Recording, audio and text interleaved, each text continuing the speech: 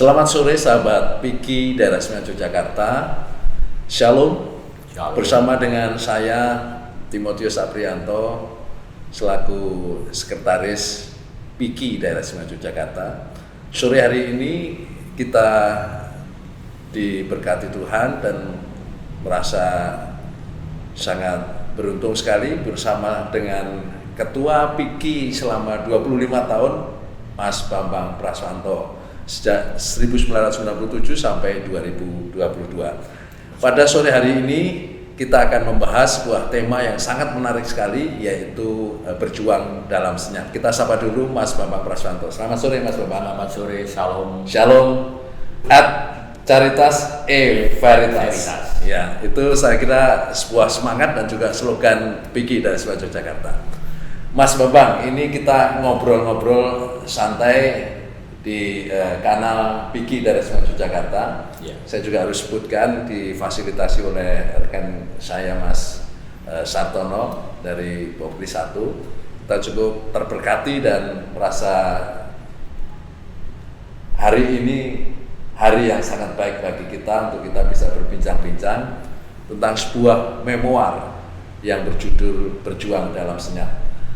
Mas Bambang Praswanto mungkin bisa disampaikan kepada rekan-rekan sahabat Piki dari Semeru Yogyakarta secara umum tentang latar belakang Mas Bambang Praswanto dulu menuliskan memoir ini. Monggo Mas. Ya, sahabat Piki yang saya banggakan dan saya kasih. Jadi latar belakang itu adalah kerinduan saya sebagai seorang nasionalis yang beragama Kristen, bahwa hal-hal yang harus kita perjuangkan yaitu ada 3 hal. Yang pertama adalah bagaimana jati diri sebagai orang Kristen.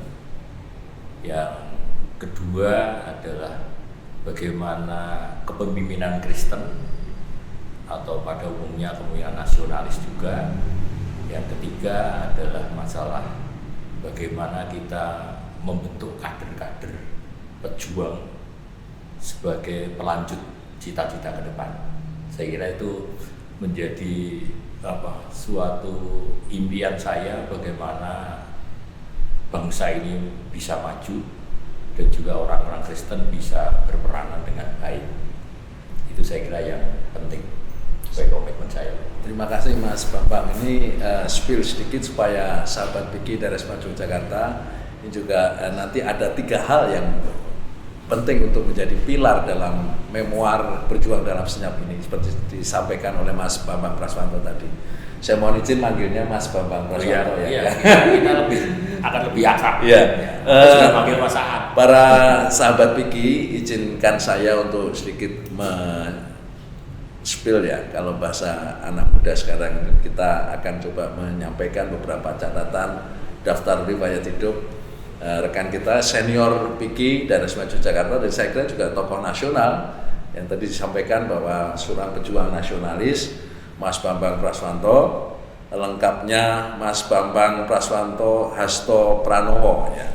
Harto Pranowo, maaf. Mas Bambang Praswanto Harto Pranowo. Beliau lahir di Solo, Jawa Tengah 26 Desember 1951. Nah, beliau konon waktu itu ada jam malam karena pemberontakan dari rumah naik becak dengan membawa obor. Nah, ini menarik sekali.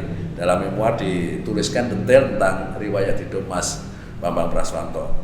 Mas Bambang Praswanto lahir dari seorang bapak bernama Raden Mas Prastowo Harto Pranowo, seorang PNS di bagian perekonomian pemerintah kota Surakarta.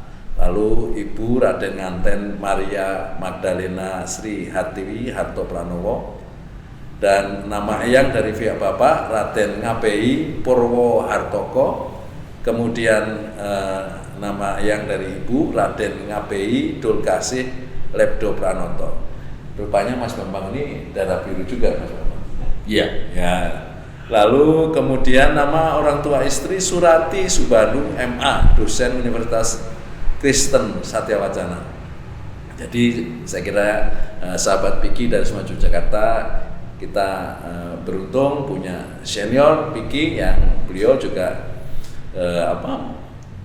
istilahnya kalau orang Jawa itu balungan gede, itu tokoh. Jadi seorang tokoh senior yang memang punya hereditas, faktor hereditas itu dari tokoh-tokoh.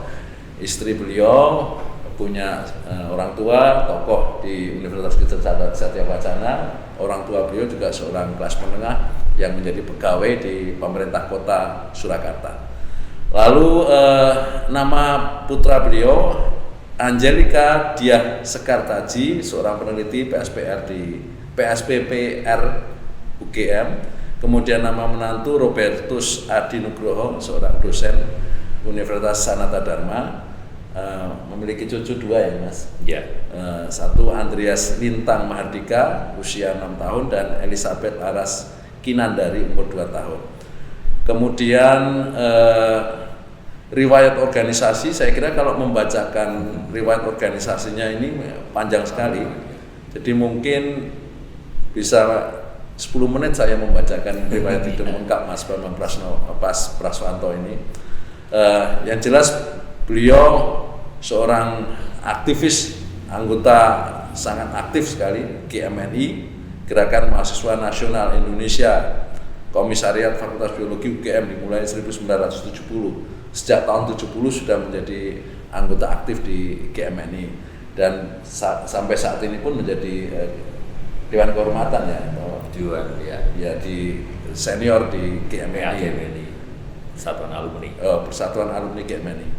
Kemudian beliau juga aktif di kegiatan-kegiatan baik itu di kampus di Universitas Gadjah Mada, dulu latar belakang pendidikan di biologi, sampai kemudian yang saya tahu beliau juga pernah menjadi pengurus pusat Kagama ya. Dan yang jelas yang kita ketahui semua, beliau ini juga ketua DPD PDI Perjuangan. Dan untuk berapa lama Mas DPD? Jadi ketua itu selama 7 tahun, sebagai sekretaris itu 3 tahun. Wah, luar biasa. Jadi 11 tahun. Sekretaris DPD PDI Perjuangan daerah Istimewa Yogyakarta selama 3 tahun dan ketua DPD PDI Perjuangan selama 7 tahun.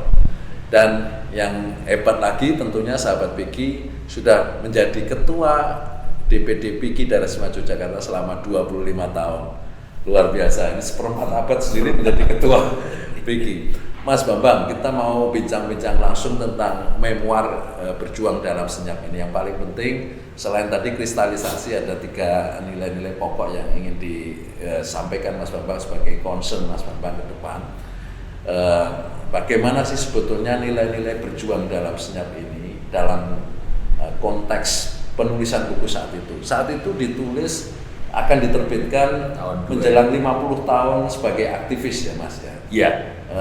Kurang lebih 7 tahun yang lalu. Ya. Jadi sekarang kalau hari ini kita podcast itu sudah 57 tahun Mas Bambang Praswanto sebagai aktivis nasionalis. Mas Bambang bisa diceritakan tentang pergumulan yang lebih tajam lagi. Kenapa sih kemudian perlu ditulis buku ini? Jadi selain latar belakangnya ya. Ya, terima kasih sahabat Piki dan Mas Timotius yang saya banggakan. Jadi sebetulnya saya tidak dengan sengaja mau menulis buku itu, tapi atas permintaan dari teman-teman bahwa apa yang saya lakukan selama 50 tahun, waktu itu perhitungannya saya mulai aktif itu tahun 1967, waktu saya sekolah di SMA Saint Joseph Solo kelas 1. Nah, tahun 2017 itu persis 50 tahun. Jadi banyak hal yang sebetulnya menurut saya tidak sengaja. Tidak sengaja itu berjalan demikian saja gitu ya. Tapi semua Tuhanlah yang mengatur hidup saya, Tuhan yang menentukan hidup saya. Dan saya menghayati itu sebagai perintah Tuhan bahwa kita diminta menjadi garam dan terang dunia dimanapun berada gitu ya. Tapi dari dua tugas tadi saya lebih cenderung untuk menjadi garam. Wah, ini menarik sekali sahabat Vicky dari Yogyakarta nanti. Saya kira menarik sekali antara terang dan garam. Mas Bambang milih menjadi lebih cenderung suka sebagai garam. Kira-kira rasanya apa, Mas? Nah, bukan berarti saya tidak terang ya, tidak jadi terang. Saya jadi terang karena saya di beberapa tempat posisi saya selalu menjadi ketua. Jadi ketua itu mestinya jadi utama, simbol utama ya. Tapi itu sebenarnya bukan keinginan saya. Ya. Keinginan saya sebagai garam. Nah, sehingga judul itu saya kaitkan dengan garam. Oleh karena judulnya adalah berjuang dalam senyap. Jadi selalu saya bilang sama teman-teman, kalau saya bilang sebagai garam dunia, orang lihat, oh ini Alkitab nih. Bukan saya menghindari Alkitab, supaya apa yang saya kerjakan itu bisa dihayati oleh teman lain. Ya, artinya inklusif ya, Mas? Inklusif ya. Kita ingin semua bisa menikmati. Menjadi garam itu inklusif ya, Mas? Artinya iya. Membaur. Iya, membaur. Jadi saya selalu membayangkan dengan teman-teman, oh ya udah garam itu. Saya selalu bilang, sayur atau masakan apapun, kalau ada garam, orang bilang rasanya enak, masakannya enak, semua menyebut enak. Tetapi apabila garam itu tidak ada, orang bilang nggak enak. Jadi kalau enak itu biasa. Jadi kalau rasanya enak sayur ya memang harusnya enak biasa. Tetapi kalau tanpa garam cemplak, apa artinya? Bahwa apabila kita tidak ada di dalam komunitas itu jadi cemplak. Ada sesuatu yang tidak ada. Sehingga orang Kristen itulah yang menjadi tujuannya. Kalau kita tidak ada di dalam komunitas itu sekecil apapun, komunitas itu menjadi cemplak. Tidak rasanya. Tapi kalau ada garam, rasanya enak. Tapi tidak tahu enaknya dari mana. Kan banyak bumbu dan sebagainya. Jadi itu yang saya sebut bahwa senyap. Jadi kita tuh bekerja tapi senyap, tidak perlu diketahui orang lain, tapi menyebabkan orang lain bergembira, orang lain bersyukur, orang lain sukses, orang lain senang dan sebagainya. Itu latar belakangnya. Jauh dari berpikir imbalan atau prestasi atau sesuatu hal yang ingin dicapai dalam sebuah perjuangan, tapi benar-benar perjuangan yang berjuang. Itulah yang juga menyebabkan perjalanan panjang perjuangan Mas Bambang Praswanto ini. Dalam buku memoir Berjuang Dalam Senyap ini, Mas Bambang ini diterima oleh semua kalangan ya, mulai dari tingkat unit kegiatan mahasiswa sampai kemudian badan eksekutif mahasiswa sampai karir di menjadi pengurus pusat keagamaan. Ini sebuah perjalanan yang tidak mudah. Saat itu saat Mas Bambang menjadi di posisi sekretaris ya keagamaan, selalu dalam posisi sekretaris. Pada waktu ketuanya berganti-ganti. Ya, luar biasa. Pertama adalah ketua almarhum. Itu di era 2001 ya. Sampai 2014. Ya.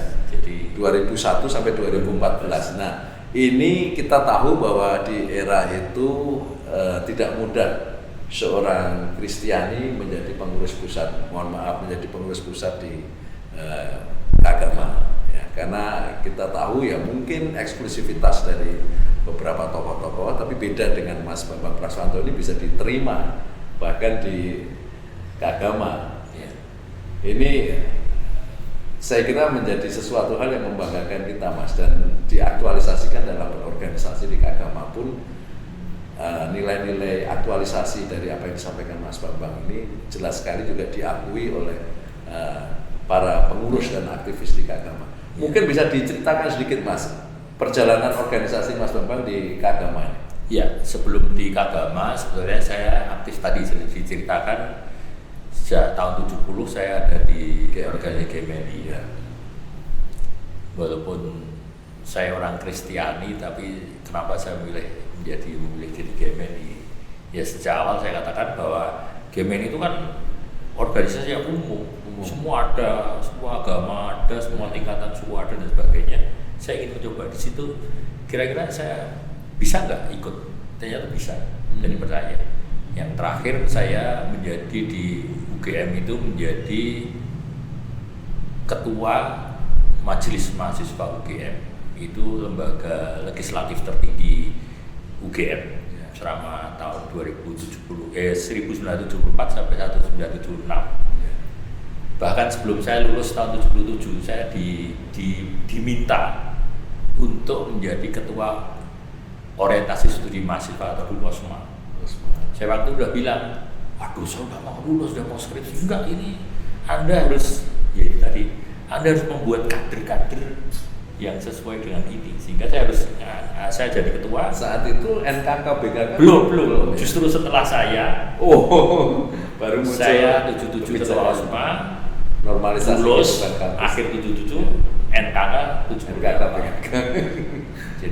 Jadi sebelum itu saya masih di sana, sehingga saya mencoba saya, ternyata saya bisa diterima oleh kalangan tidak non Kristiani, jadi kalangan sangat plural.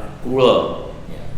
Terus saya aktif juga setelah lulus, saya di Kagama, dan ini juga aneh juga. Tahun 2001 pada waktu ketuanya Profesor Ikhlasul Amal almarhum yang baru saja sedo, saya dijadikan sekretaris. Ya.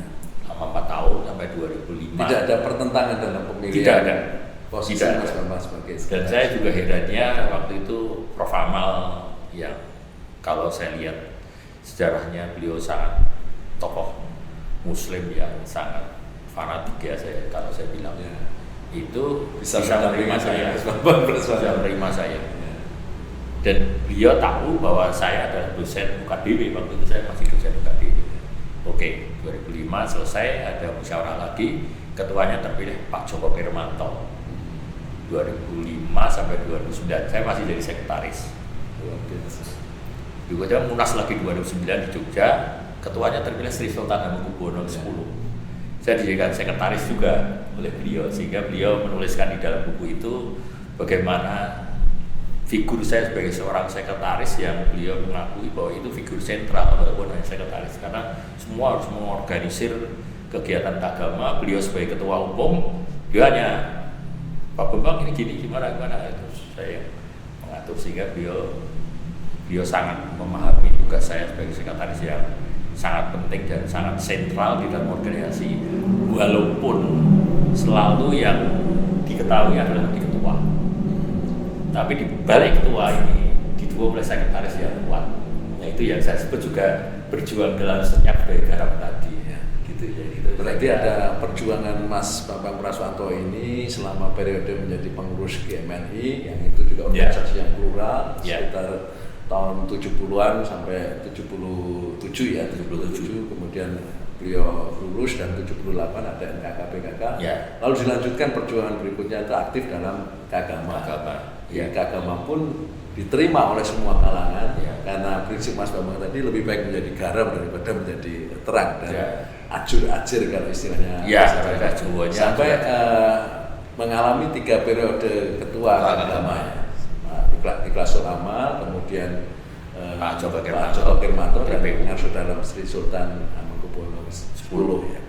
Jadi luar biasa Mas Bambang Praswanto, dari perjuangan di 3 periode itu, terus kemudian masuk ke PDI Perjuangan, kira-kira gimana ceritanya? Jadi saya masih di dalam posisi sebagai tahun 2004 itu, nggak tahu kenapa waktu itu saya terus terang merasa berdosa ya. Saya kan merasa dari Jakarta di Departemen Kesehatan dipindah ke Jogja untuk di Duta Wacana. Tahun 91 akhir saya nggak tahu kenapa, kok tahu-tahu pengen pindah di Duta Wacana, pengen jadi dosen. Ditempatkan di Duta Wacana, saya berkarir di Duta Wacana selama 13 tahun. Terakhir menjadi dekan Fakultas Biologi. Tahu-tahu saya juga pengen keluar. Ya, menarik. Saya merasa berdosa itu terus terang. Sudah di tempat yang kedua, di tempat ladang yang bagus juga, kenapa saya keluar? Saya merasa berdosa. Habis itu saya bilang sama Tuhan, Tuhan terserah, Tuhan mau naruh saya di mana, dimanapun akan saya kerjakan, mau dihukum pun saya mau. Nah, akhirnya saya keluar, saya karena ahli lingkungan, saya aktif di bidang lingkungan, dan akhirnya di Kagama itu saya ditugasi sebagai ini yang luar biasa Mas, sebagai direktur Wisma Kagama. Saya nggak pernah tahu tentang bisnis, tapi ditugas oleh Pak Joko Hermanto sebagai direktur Wisma Kagama sampai tahun 2011. 2011 saya selesai di Wisma Kagama. Nggak tahu Tuhan ngatur lagi. Tahu-tahu saya diminta untuk menjadi anggota Majelis Wali Amanah UGM. Dari 23 anggota itu, hampir separuhnya adalah profesor-profesor dan punya jabatan-jabatan yang luar biasa. Saya hanya pensiunan dosen duta wacana. Menjadi anggota Majelis Wali. Di situ saya nggak jadi ketua dan sekretaris, tapi saya jadi ketua komisi.